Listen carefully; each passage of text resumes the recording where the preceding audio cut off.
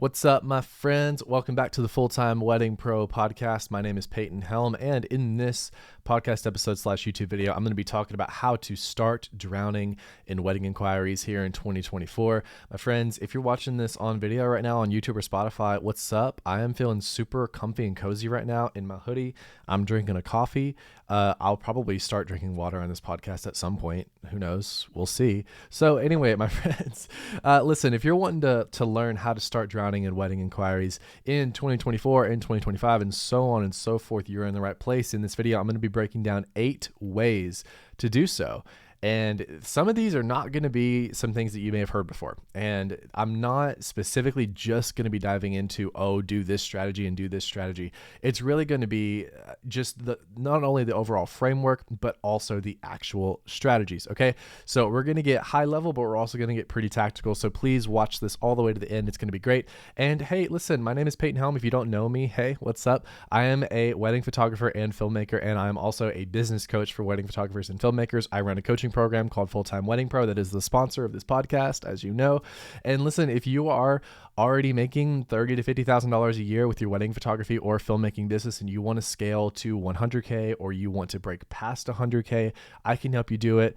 Go through the content, subscribe if you want to, and also go to fulltimeweddingpro.com. If you want to learn more about the coaching program, you can apply for it, book a call with me, and I'll shoot you a video breakdown that goes over the full offer and the price point before we get on the phone, because I respect your time and I want you to respect my time as well. And I want everybody to know what all is offered before we talk. So anyway, if you want to learn more about it, go to fulltimeweddingpro.com or click the link in the description. But without further ado, let's go ahead and dive in. So here's how to start drowning in wedding inquiries in 2024 and so on. So the first thing that I want to talk about is, number one, you have to know who you are marketing to, okay? This is a huge, huge, huge deal, and this is something that I see a lot of people kind of overlook a little bit when it comes to marketing. They're just like, oh, show me the tactics and show me the strategies, but overall, their brand is kind of basic. And if you want to know the threshold here, I want you to take a hard look at your business right now, and I want you to go to your Instagram, go to your website,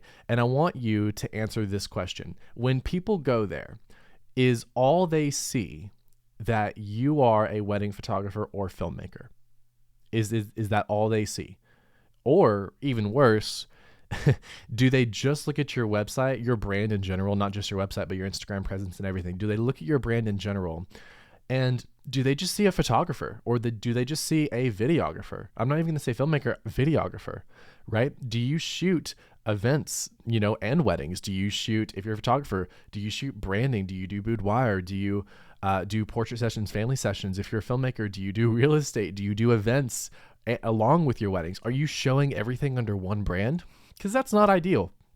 It is not ideal. I could go into a billion reasons why. I'm not going to go into this on this episode because I want this to be fairly compact and just focus on inquiries. But in general, you have to know who you're marketing to. And if people go to your brand and they can see that you are just a wedding photographer or just a wedding filmmaker, that is the bare minimum. That is the starting point for you. What you really want people to do and feel and know when they see your brand, not only that you are a wedding photographer or filmmaker, right?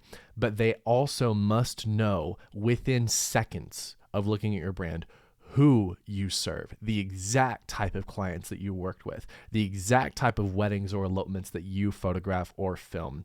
They have to know where you're located, where you're willing to serve, and they have to know what type of films or photography that you provide and the experience. They have to know all of these things within seconds of landing on your brand. Why? Because our attention spans are so fucking small because of TikTok and Reels, which you might be watching a Reel right now. Who knows? They are so short. And there's so many photographers and filmmakers that we have to, within seconds of them seeing our brand, capture their attention and make sure that they understand that they are our ideal client. If our clients do not feel held and seen and heard by us within seconds of seeing our brand, you are not doing a good enough job of your branding. So you have to take yourself past just being a photographer or just being a filmmaker. That's the bare minimum. And if you go beyond that, you're now suddenly in the 1%. My last video, I was talking about how to crush the competition. That's how you do it. right? Most people, and I know this because I'm a coach, most people in this industry, you go to their website and all you see is that they're a photographer or they're a filmmaker. And if they're a little bit more elevated, they're a wedding photographer or wedding filmmaker. But the 1%, the ones that are drowning in wedding inquiries and bookings, they know how to emotionally connect with their clients through their brand. And I am planning on making a full brand deep dive video soon. But I just wanted to touch on this right now. So branding is super, super important. The words you use, the communication style that you use, your face, all of it's so important. But also your portfolio is very important. This is something that not a lot of people talk about. It's also something on the flip side that people kind of only care about. So it's not the only thing you need to care about, but portfolio is important. You need to show that you need to show your style. You need to show the types of clients that you want to work with. Okay. Having pretty images is fantastic. Having pretty films is fantastic, right? In the Full-Time Wedding Pro, we talk about having a hero film for my filmmakers, which is the film that you need every single couple to watch before they hire you. That's what we call a hero film. You need to show that stuff. And there are also hero images, right? And you know this, right? Because you know your best work. When you are putting your work on your Instagram or on your website, you need to be very aware that your clients are going to see that and they are going to judge you based on those images or those videos. So every image, every video that you put on your portfolio, it needs to be there with intention, okay? And it needs to be there knowing that you are going to attract the people who are like the people who are in the photos, okay? So just keep that in mind. Also, your style is very, very important. If you don't have a refined style yet, you kind of edit kind of all over the place. Take some time, really dial in that whatever style that you want to go for.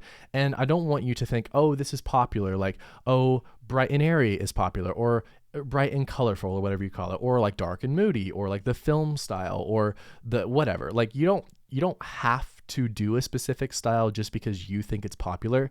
And I know that because I've got over 100 members in the coaching program. They're all booking quite a bit and their styles are vastly different, right? And I've also been in high demand just because I know marketing based on whatever style, because I've done a dark and moody style before. I've done a high contrast style. I'm kind of shifting now into more of a classic vintage filmic style. Slowly. I'm doing it very, very slowly. I'm not fully there yet. But I know that, it doesn't matter because there are people out there. There's billions and billions of people on this earth, and there's millions of people getting married every single year. It doesn't matter what style you have. You just need to lean into it. And then you need to know who you're speaking to through your brand. So that's number one. Before you start anything else, you need to know who you're marketing to, because if you market to everyone, you market to no one. You might be in a place where you're just kind of desperate for bookings right now and you're like, listen, I'll take anybody. Don't take that approach, because you cannot create demand if you're just sitting there and you're like, yeah, I'm a catch-all photographer or catch-all filmmaker, because that's not what people want. People want to hire a specialist. Even if you only charge $1,000 or $2,000, they still want to hire someone who is specializing in them.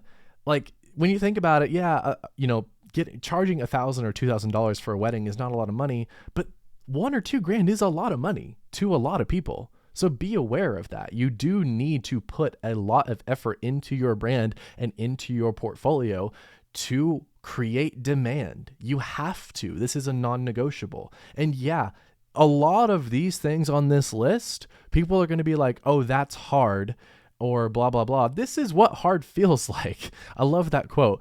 This is what hard feels like. None of this is supposed to be easy. You are building a brand, a business that you can take to multi six figures per year. That's not easy. Like, I'm not going to sugarcoat it. It's not easy. You have to do this work. Okay. So I'm going on a tangent right now. Let's wrap it back.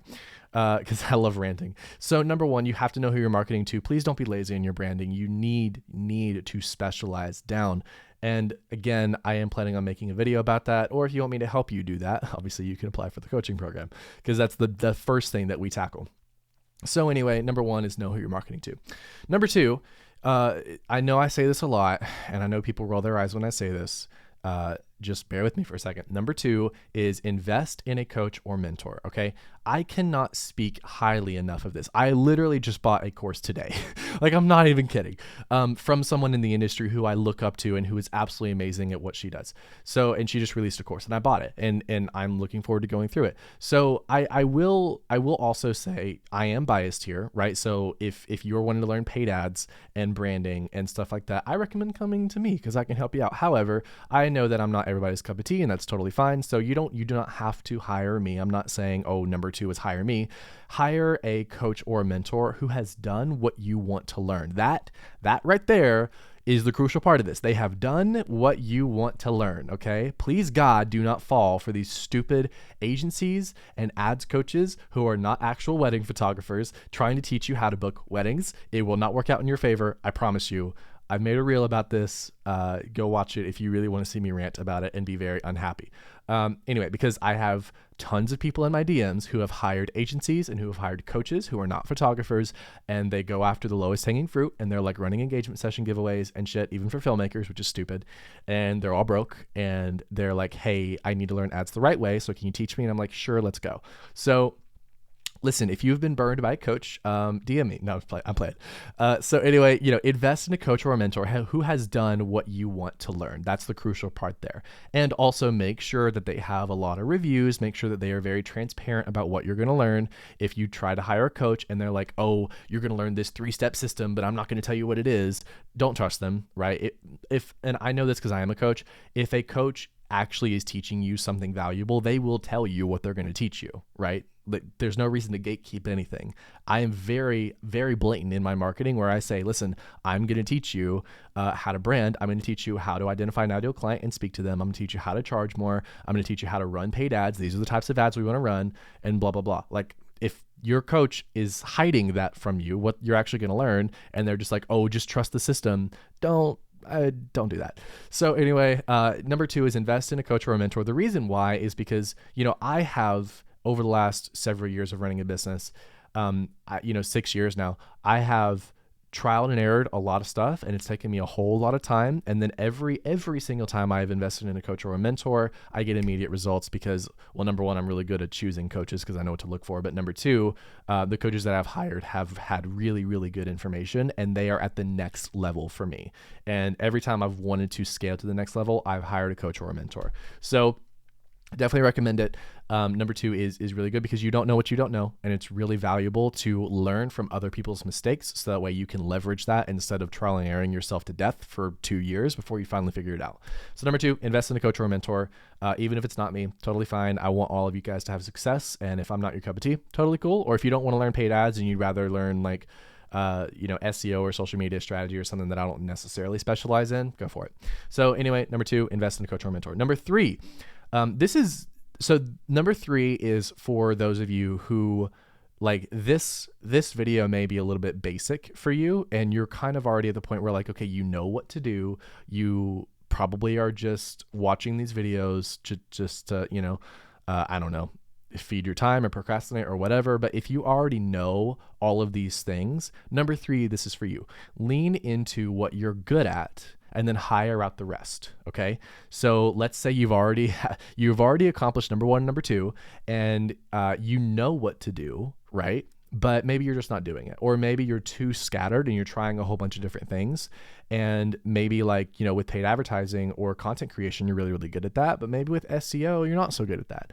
So lean into what you're good at, so that way you're achieving the 80% of your results with 20% of your work, and then hire out the rest. Okay, there's nothing wrong with it. As long as you know what you're doing, that is the only caveat to number 3. So lean into what you're good at and hire out the rest. Listen, hiring people is something that for some reason can be looked down on in the wedding industry, specifically when it comes to editing.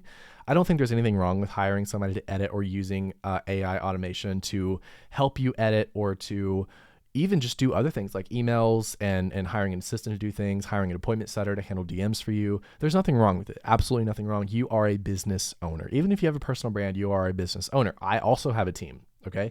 Like, there's nothing wrong with it, but you would never know because I don't really talk about it. So you can be a personal brand and you can still connect with people individually, and you can still have amazing work if you hire people to do things for you. You just have to know what you're doing so that way you can help educate them if they are not fully educated. Be careful with hiring people. Hire fast and fire fast, or hire slow and fire fast. I don't know. But anyway, know who you're hiring, and then be quick to fire if they're not getting you results. Okay. That's my biggest tip there. So lean into what you're good at, do what you are good at, and then hire out the rest is number 3. Now, let's actually dive into the strategies here on how to actually start attracting inquiries to your brand so you can start drowning in them. So I hope this video doesn't get like shadow banned for me saying the word drowning. If it does, I'm going to remake this. So anyway, okay, number 4, this is the one all of you had in your head when you clicked on this video probably. It's social media. So here's the thing about social media.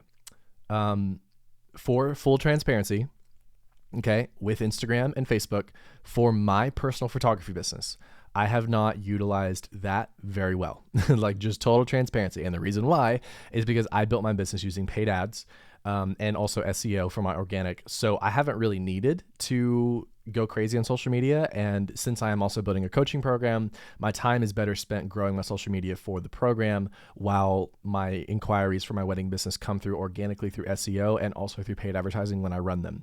So anyway, but what I've learned about social media from hiring coaches and also from doing it myself, growing a brand new Instagram account and now this YouTube account for the coaching program, is content creation is your best friend. Okay. Content creation is your best friend. The more that you can get your face out there, the better. Now, when I say content creation, what holds up a lot of people is, oh, I maybe have only shot like 10 weddings this year. I can't be posting every single day. Like, what do I post? Or I've only shot a few wedding films. What do I post? Easy. You post you post on stories. And I'm talking about Instagram here. Like, Facebook is great, I guess. I don't know. I don't really use it that much. Instagram, fantastic. Instagram is where everyone is at right now. TikTok is where everyone is at right now. YouTube is where a lot of people are at right now. People listen to podcasts, right? There are so many different platforms here. Content creation is your best friend. In the competition video that I made last week, I talked about how to do what 99% of people are not doing, and content creation is a huge part of that. Most wedding creatives, whether you're a photographer or a filmmaker, are not creating content. They are just posting videos, posting photos, and they're like, here we go. This is good. You need to be posting you, even if you're a studio. I'll say it, even if you don't want to run a face of the brand and you have a team, you and your team should be making content. But if you're a personal brand, you should be making content. Make YouTube videos. Cut those videos down into Reels and TikToks like I do with this, and YouTube Shorts. Make a podcast, post every single day on Instagram. Are you getting overwhelmed yet? This is why I have number 3, lean into what you're good at and hire out the rest.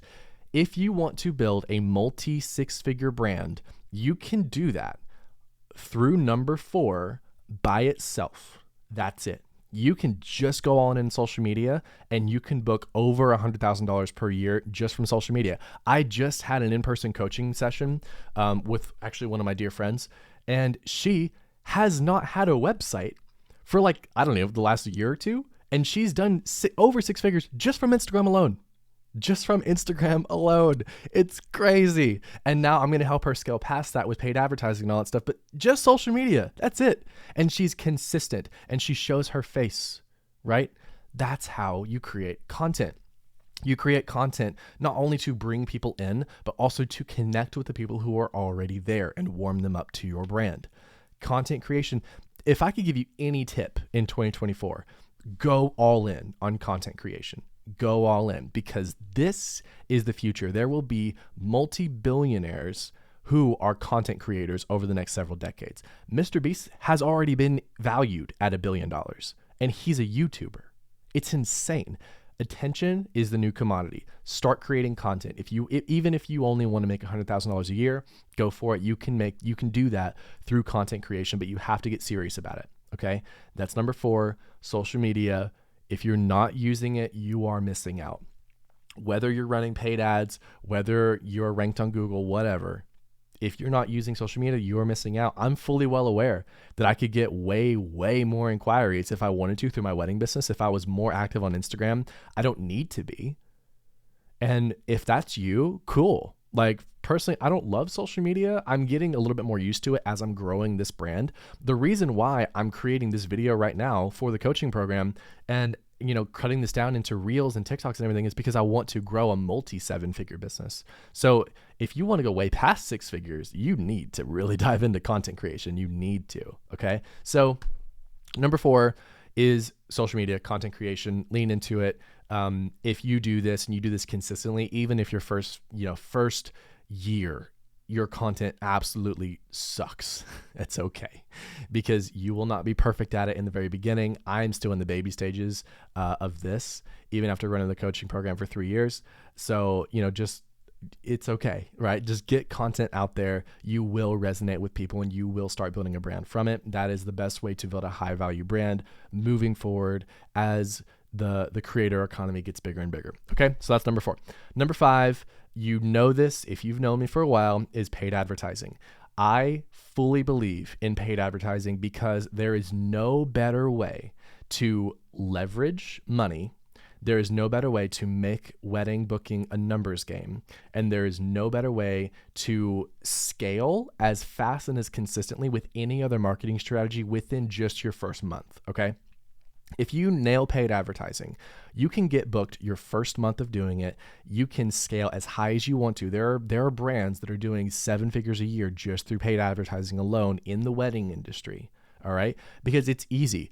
If you know for certain that you can book a $5,000 wedding, for example, for $250, that's a 5% cost per acquisition, or even $500, which is a 10% cost per acquisition, which is fantastic, right? If you know you can spend $500 to book a $5,000 wedding, then that all you need to do, if you want to book 2 weddings a month, that's $1,000 in ad spend, $10,000 in weddings. If you want to book 5 weddings a month, that's $2,500 a month in ad spend and $25,000 a month in weddings. That's it.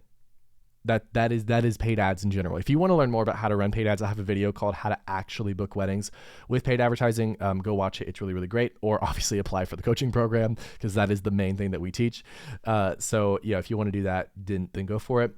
So paid ads is great. I'm not going to harp too much on paid advertising in this video because again, I've already done it's like a 40-minute long video on how to actually run paid ads if you're a wedding photographer or filmmaker. So go watch that video after this.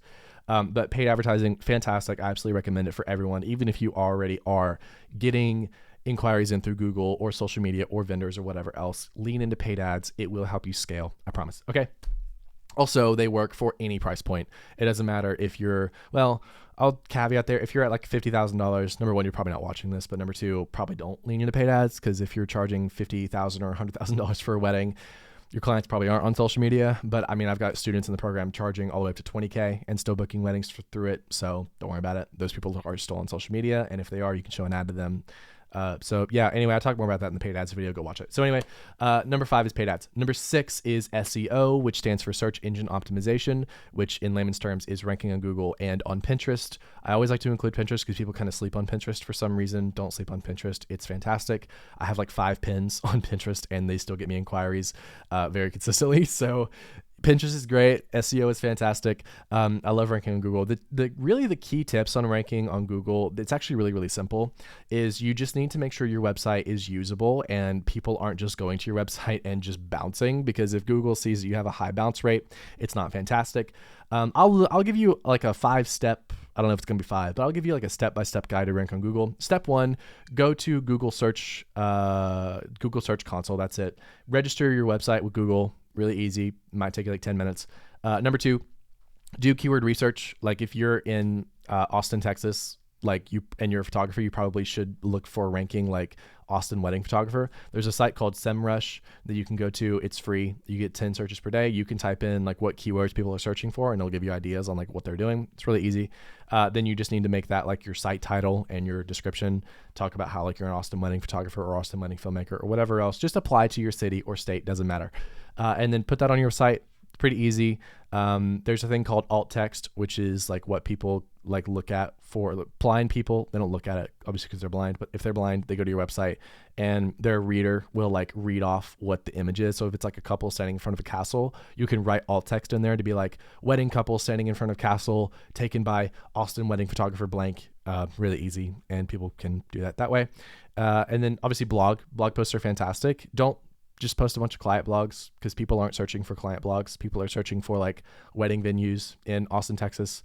They're searching for how to plan an Austin, Texas wedding, photography trends, vendors to hire. Like, write content about things that people actually search, and it's pretty good. You can use ChatGPT to help you. Don't copy and paste it because it's very obvious. Like, write it in your own words.